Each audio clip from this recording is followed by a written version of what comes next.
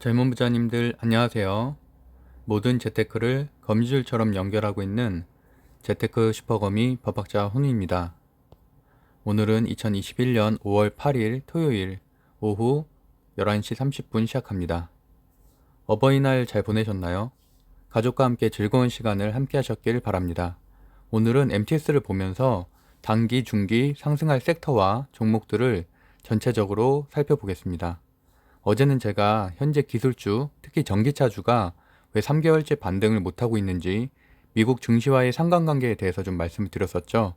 못 보신 분들은 어제 방송을 참고하시면 될 것 같고요. 오늘은 제가 주식 방송을 시작한 지도 어느새 6개월이 되었는데 중간 방향을 좀 체크를 해보고 또 MTS를 보면서 그동안에는 하루에 한 3종목 정도를 소개를 했는데 오늘은 전체적으로 좀 다양한 종목에 대해서 간단하게 얘기를 좀 해보려고 합니다. 그래서 보통은 제가 20분 방송에 PPT를 한 70장 정도 준비를 하는데 오늘은 그보단 좀 즉흥적으로 해보겠습니다. 제가 주식 방송을 시작한 지도 어느새 6개월이 되었는데 요새 좀 드는 생각이 내가 과연 투자를 잘하고 있는 건지. 물론 수익은 많이 냈어요. 거의 한 6개월 동안 2억 원 이상, 5개월 동안 2억 정도 벌었으니까 많이는 벌었는데 어쨌든 또 놓치는 부분도 상당히 많더라고요. 그래서 그런 얘기를 좀 오늘 해보고 싶습니다. 우리가 주식 방송을 보는 이유에 대해서 좀 생각을 해봤습니다.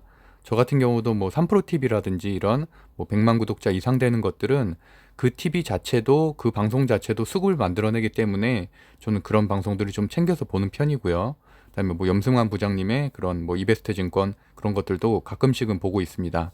그래서 뭐 많이는 보진 않고 한 두세 개 정도를 한 일주일에 한 두세 번 정도 이렇게 제가 시간이 날 때마다 좀 방송을 보고 있으면서 이렇게 트렌드를 보고 있는데 아무래도 저 같은 경우는 그런 사실 슈퍼개미들, 개미분들의 이제 이런 방송을 사실 보지 않는 편이고 그거보다는 아무래도 이 제도권 하에 있는 증권사에 있는 분들의 좀 방송을 좀 선호하는 편입니다.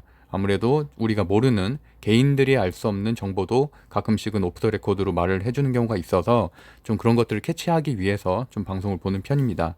어쨌든 우리가 주식 방송을 보는 이유는 보통은 어떤 종목에 물려서 좀 마음이 급해서 이제 검색을 해서 이제 내 종목 언제 오르나 팔출할 수 있나 이런 것 때문에 들어오신 분들, 최근에는 아무래도 하나투자증권 관련해서 좀 많이 들어오셨던 것 같아요. 그래서 제 주식 방송에 있는 분들은 뭐 많이 탈출하셨다고 이렇게 댓글을 남겨두시기도 했고요. 그리고 또 당연히 작년에 주식장이 굉장히 좋았고 뒤늦게 시작하신 분들은 뭐 내 친구들은 다 주식으로 돈 벌었다는데 아직 코인은 좀 위험한 것 같고 그래도 또 지금 늦게라도 사기에 좋은 주식들이 있을까? 당장일 때 돈 벌기 좀 좋은 주식들이 있을까? 라는 생각들 뭐 이런 분들이 있을 텐데 제 방송은 그동안은 좀 3번에 가까웠던 것 같아요. 왜냐하면 저는 일단 제가 사지 않는 종목은 방송을 하지 않습니다. 제가 방송에서 소개를 했거나 추천했던 종목은 모두 제가 그 당시 보유하고 있던 종목들입니다. 그런데 대부분 소형주가 아닌 대형주나 중형주였기 때문에 사실은 저 같은 3,000명대 유튜버가 뭐 말을 한들 사실은 수급에는 전혀 변화가 없겠죠. 어쨌든 그 다 재무제표 분석과 차트 분석도 마친 후에 괜찮은 종목들만 방송을 했기 때문에 사실은 뭐 물려도 걱정 없는 주식들만 그동안 추천을 해왔습니다. 어느새 그런 종목들이 다 합치니까 한 60개 정도 되더라고요. 그리고 그 종목들은 대부분 방송 후에 적게는 30%, 많게는 150%까지 오르기도 했었죠. 그래서 저 역시 지난 5개월간 2억 원 이상을 벌었으니까 물론 저는 사실 방송을 하는 큰 이유 중에 하나는 저도 당장 투자할 종목을 공부를 해야 되기 때문에 제가 그냥 공부하는 것들을 방송에 사실은 올리는 것뿐입니다. 근데 가만히 생각을 해보니까 최근에 좀 현타가 오는 일들이 있었어요. 뭐 세아베스트일 건도 있었고 좀 여러 가지 좀 생각이 좀 들었는데 제 성향이 좀 급한 편이고 실행력만 강하다 보니까 장기 보유를 사실 못하는 성격입니다. 그래서 당일에 사서 당일에 파는 데이 트레이닝이나 3일에서 한 달 사이에 매매를 하는 스윙을 좀 선호를 하고 있는데 그러다 보니까 제 성향에 맞게 당장 내일 모레 뭐 오를 주식들 또는 한 달 내 급등할 주식들만 사실은 추천을 해왔고 소개를 해왔습니다. 그래서 뭐 많은 주식들이 추세 예측이 맞긴 했지만 뭐 그런 것들은 사실 제 방송 날짜와 차트를 실제 비교해 보면 다 알 수가 있죠. 그런데 생각해 보니까 사실 좋은 종목들이 너무 많았어요. 팔고 나서도 꾸준히 오르는 종목들이 참 많더라고요. 그래서 안 팔았으면 오히려 한 20% 이상 더 수익이 났을 종목들, 더 난 종목들도 많아요. 특히 세아베스트 같은 경우는 제가 판 이후에도 30%가 더 올랐거든요. 그래서 저는 사실은 조정이 오면 좀 살려고 했는데 조정이 안 왔어요. 계속 올랐어요. 그래서 어쨌든 그런 일들을 겪으면서, 더군다나 저 같은 경우는 보통 투자를 할 때 한 종목당 2천만 원, 3천만 원을 투자를 하기 때문에 사실은 20%만 돼도 400만 원, 500만 원이면 엄청 큰 돈이잖아요.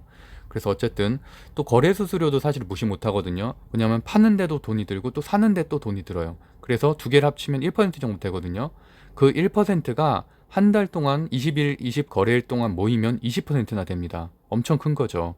그러다 보니까 제 투자 성향에 대해서, 물론 저도 지금 매달 3, 40% 계속 수익은 지금 6달째 내고 있지만, 그래도 이 방향이 과연 맞나 좀 점검하는 시간을 갖기로 했습니다. 그래서 오늘과 같은 콘텐츠를 좀 만들기로 했는데, 어쨌든 앞으로는 3개월 이상 좀 중장기, 사실 3개월은 중장기도 좀 아닐 수도 있어요. 네, 더 그것도 짧은 거라고 생각하실 수도 있는데, 어쨌든 뭐 저점에서 좀 매수를 해서 앞으로도 계속 좀 이렇게 보유할 만한 그런 종목들도 좀 추천을 하도록 하겠습니다. 그래서 오늘은 몇 개만 그 사례를 가져왔는데, 제가 이제 방송할 때마다 뭐 많아야 한 5종목, 적게는 한 두세 종목 정도만 소개를 하거든요. 근데 저 같은 경우는 뭐 더 공부할 시간도 없고, 그런데 이제 어쨌든 몇 개 사례를, 3개의 사례를 가져왔어요. 근데 예를 들어서 제가 2월 16일에 추천했었던 한국조선해양, 그 당시에 저는 보유하고 있었거든요. 현대중공업주도 보유하고 있었고 그랬는데, 그러고 나서 한 3주 후인가 팔았어요, 제가. 근데 사실은 그리고 그때부터 지금까지 계속 보유했으면은 50% 이상 수익이 났죠.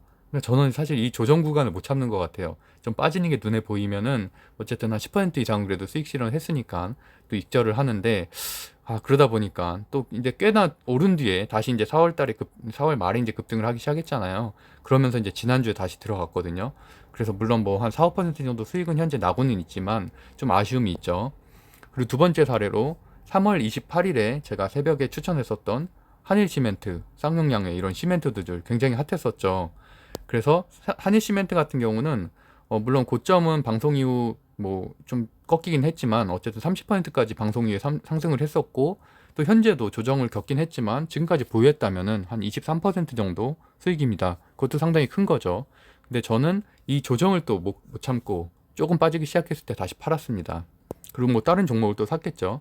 그리고 세 번째로는 이제 세아베스틸 보면서 요새 참 마음이 아픈데, 제가 4월 9일에 추천을 했어요. 철강주인 포스코, 현대제철, 동국제강 이렇게 세아베스틸 추천을 했는데, 사실 그때는 동국제강이 가장 핫했었는데 저는 사실 동국제강보다는 세아베스틸이 외국인 수급상 더 좋다고 추천을 했었어요. 그때 완전히 강추를 했었죠. 그랬는데 저도 그 당시에 물론 샀어요. 샀는데 저는 20% 정도 수익 내고 팔았거든요. 그러고 나서 아마 하나투자증권 들어갔을 거예요, 그때쯤. 근데 그때부터 지금까지 보유했으면 80% 수익이에요.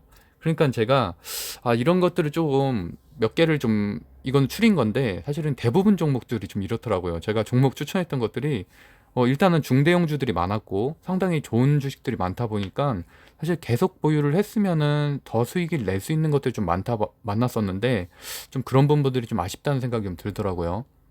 물론 안정적이긴 했죠. 빠지면은 저는 팔아버렸으니까. 그래도 뭐 어쨌든 익절인 상태에서 팔았으니까.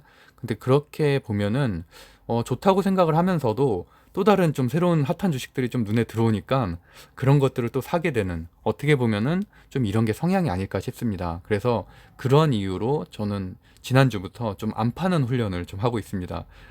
그런데도 좀 하나 팔긴 했는데, 어쨌든 그래서 앞으로는 물론 제가 뭐 단기로 급등할 종목들도 추천을 드리겠지만, 어떻게 보면은 좀 장기적으로 봤을 때 괜찮은 종목들도 좀 추천을 드리려고 해요. 소개도 하고. 그래서 어쨌든 큰 상승이 있을 땐 여전히 수익 실현을 해야 된다. 빠사오파를 제가 항상 말씀드리죠. 하지만 이제는 조금 소폭 조정이 있어도 섹터만 강하다면은 좀 버텨보려고 그렇게 생각을 하고 있습니다.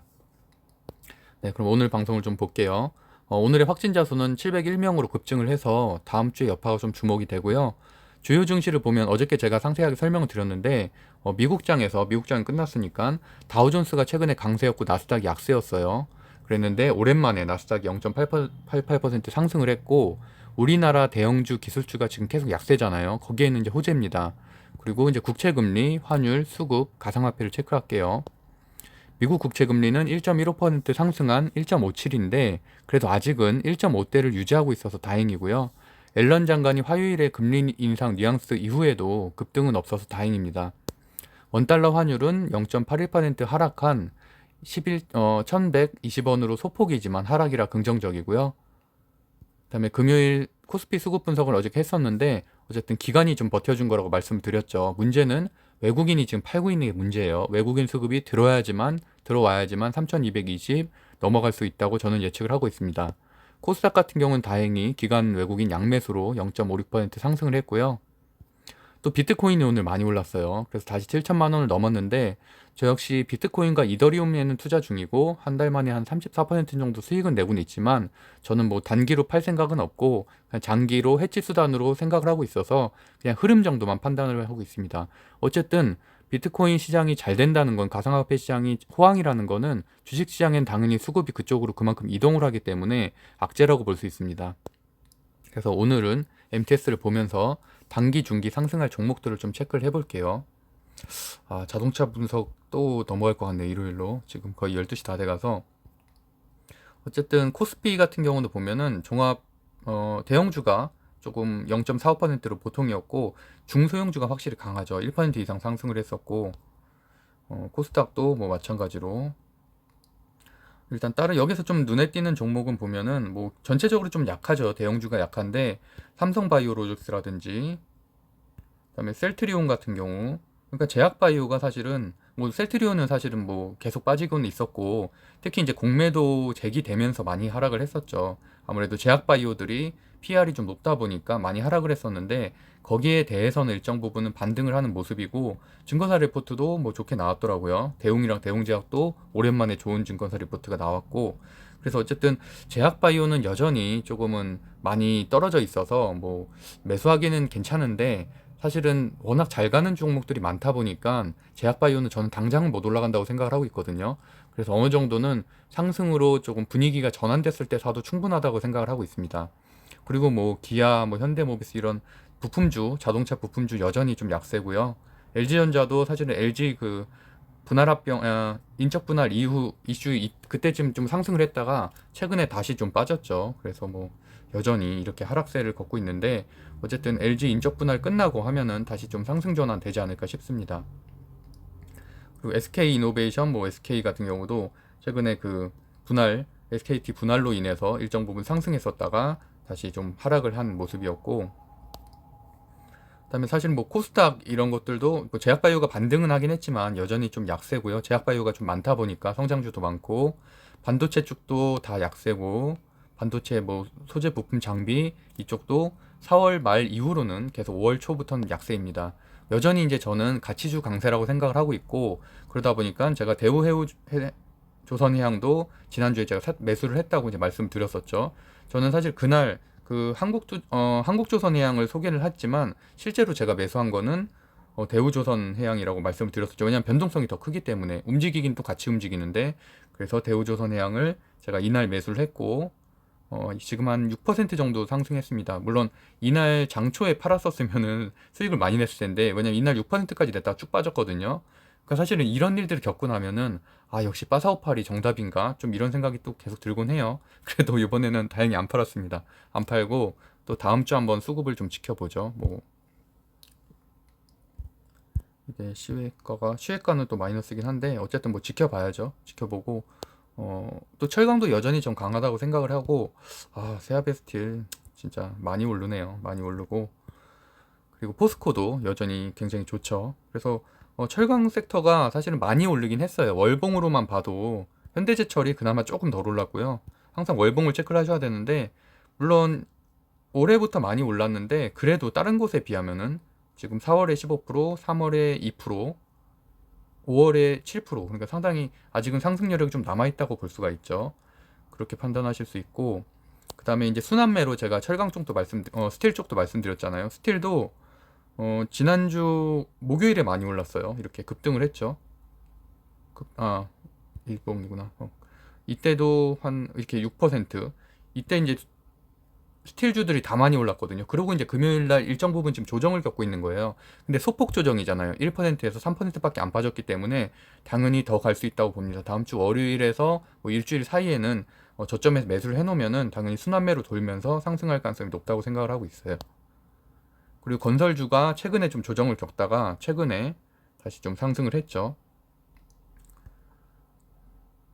DLENC 같은 경우도 최근에 뭐 좀 소폭 조정을 하다가 그래 이럴 때 다시 상승을 했고, 오세훈 시장 당선 이후에 좀 많이 올랐었는데 그러다가 한 일주일 정도 좀 재개발 이런 것들이 좀 이슈가 좀 밀렸었잖아요. 그러면서 어느 정도 조정을 겪다가 다시, 어쨌든 건설 자재나 건설은 재개발 재건축이 계속 상승할 수밖에 없는 추세이기 때문에 당연히 오를 수밖에 없습니다. 그래서 오랜만에 한일시멘트도 기간 조정을 좀 겪다가 지금 다시 상승을 했죠.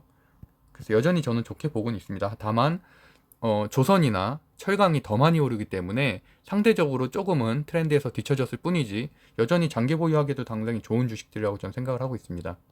그리고 쌍용 양해 같은 경우는 뭐 최근에 조정이 좀 있긴 했었지만 그래도 제가 이 정도쯤에 방송을 했었으니까요. 이 정도의 방송을 했었으니까 어쨌든 상당히 많이 올랐고, 많이 오른 거를 떠나서 또 그 배당이 많이 나오기 때문에 보유하기 괜찮은 주식입니다.